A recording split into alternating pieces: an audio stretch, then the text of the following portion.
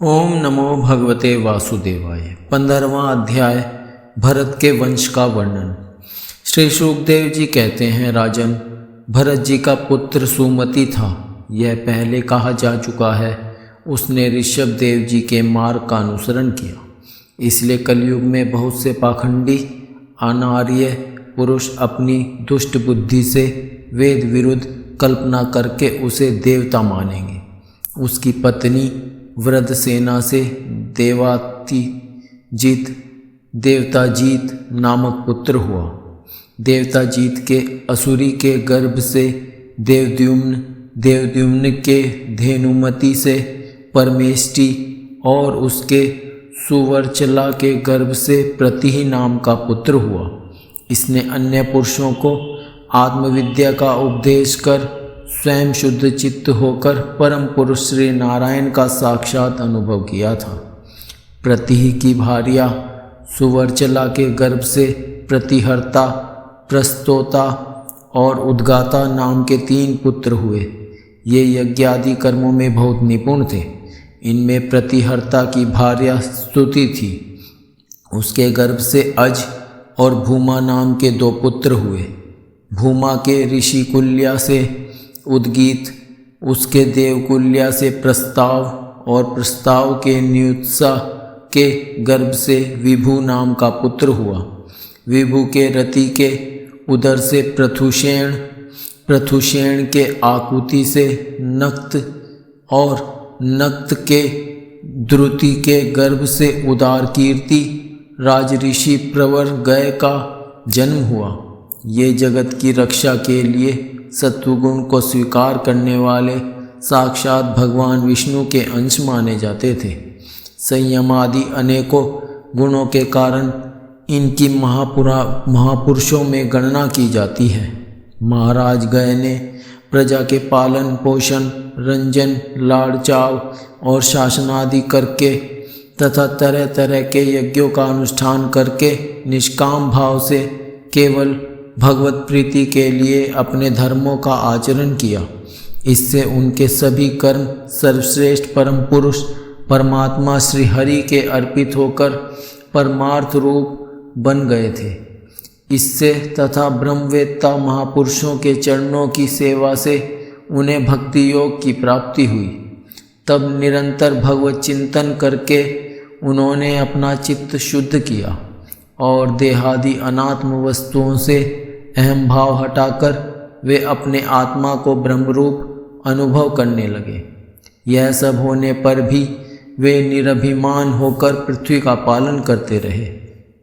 परीक्षित, प्राचीन इतिहास को जानने वाले महात्माओं ने राजऋषि गय के विषय में यह गाथा कही है। अहो, अपने कर्मों से महाराज गय की बराबरी और कौन राजा कर सकता है। वे साक्षात भगवान की कला ही थे। उन्हें छोड़कर और कौन इस प्रकार यज्ञों का विधिवत अनुष्ठान करने वाला, मनस्वी, बहुज्ञ, धर्म की रक्षा करने वाला, लक्ष्मी का प्रिय पात्र, साधु समाज का शिरोमणि और सत्पुरुषों का सच्चा सेवक हो सकता है। सत्य संकल्प वाली परम साध्वी श्रद्धा, मैत्री और दया आदि दक्ष कन्याओं ने गंगा आदि नदियों के सहित बड़ी प्रसन्नता से उनका अभिषेक किया था तथा उनकी इच्छा न होने पर भी वसुंधरा ने गौ जिस प्रकार बछड़े के स्नेह से पिन्हाकर दूध देती है, उसी प्रकार उनके गुणों पर रीझकर प्रज्ञा को धन रत्नादि सभी अभिष्ट पदार्थ दिए थे। उन्हें कोई कामना न थी, तब भी वेदोक्त कर्मों ने उनको सब प्रकार के भोग दिए। राजाओं ने युद्धस्थल में उनके बाणों से सत्कृत होकर नाना प्रकार की भेंटें दी तथा ब्राह्मणों ने दक्षिणादि धर्म से संतुष्ट होकर उन्हें परलोक में मिलने वाले अपने धर्मफल का 6वां अंश दिया। उनके यज्ञ में बहुत अधिक सोमपान करने से इंद्र उन्मत्त हो गए थे तथा उनके अत्यंत श्रद्धा तथा विशुद्ध और निश्चल भक्ति भाव से समर्पित किए हुए यज्ञ फल को भगवान यज्ञ पुरुष ने साक्षात प्रकट होकर ग्रहण किया था।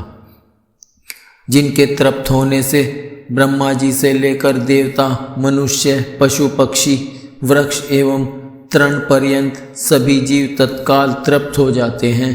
वे विश्वात्मा श्रीहरि नित्य तृप्त होकर भी राजऋषि गय के यज्ञ में तृप्त हो गए थे, इसलिए उनकी बराबरी कोई दूसरा व्यक्ति कैसे कर सकता है।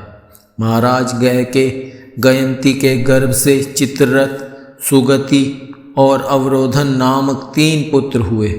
उनमें चित्ररथ की पत्नी ऊर्णा से सम्राट का जन्म हुआ। सम्राट के उल्कला से मरीचि और मरीचि के बिंदुमती से बिंदुमान नामक पुत्र हुआ। उसके सरघा से मधु, मधु के सुमना से वीरव्रत और वीरव्रत के भोजा से मंधु और प्रमंथु नाम के 2 पुत्र हुए। उनमें से मंथु के सत्या के गर्भ से भोवन, भोवन के दूषणा के उदर से त्वष्टा, त्वष्टा के विरोचना से विरज और विरज के विशुचि नाम की भार्या से शतजीत आदि 100 पुत्र और एक कन्या का जन्म हुआ। विरज के विषय में यह श्लोक प्रसिद्ध है।